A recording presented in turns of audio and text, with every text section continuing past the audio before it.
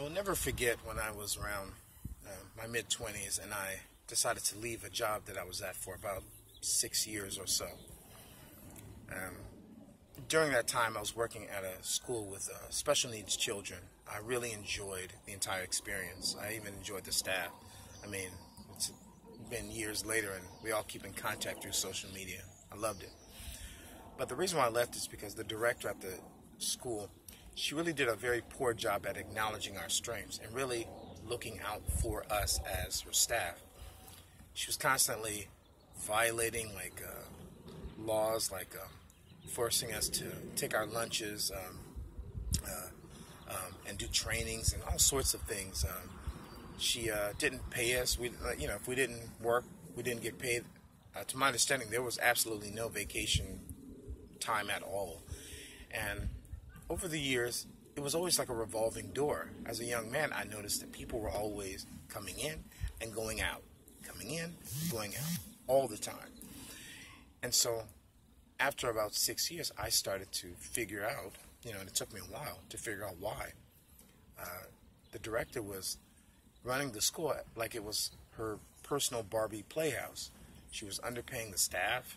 She talked reckless to some people that she didn't really care for that much. She did have favorites. Some people, if they were late, she would, sort of attack their character and even if they're hard workers, but they would just be late for, coming back from lunch or maybe, and other people who she liked, she didn't really get on them about certain things. In fact, they would take extended lunches without any lectures, to my understanding. But the place was just showing a lot of severe signs of inconsistency, and it really, you could tell it wasn't the type of place that you want to spend the rest of your life at. It was just not a very healthy place. And I remember one of the, I was staying with my mom at the time. One of the things that really inspired me to leave was the pay difference. My mother, she was working at a school not too far from where I worked, and I see one of her paychecks literally on our floor, just fell off the desk or something. And I kind of glanced at it and I said, "Oh, hey, Mom, looks like we're getting paid the same, from your job and my job." And she says, "Oh no, James, that's just one of my checks for the month." And me, I was getting paid monthly, and here she is, literally almost making double than what I'm making. I'm like, wow.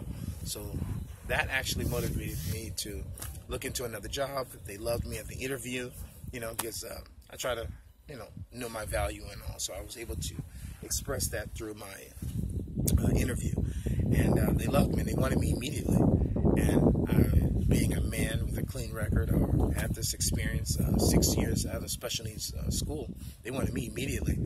And just for the director and even the school that I was leaving, I wanted to give them time to look for someone else, at least 2 weeks. So I negotiated at least give me 2 weeks before I make this transition, new job, and they agreed.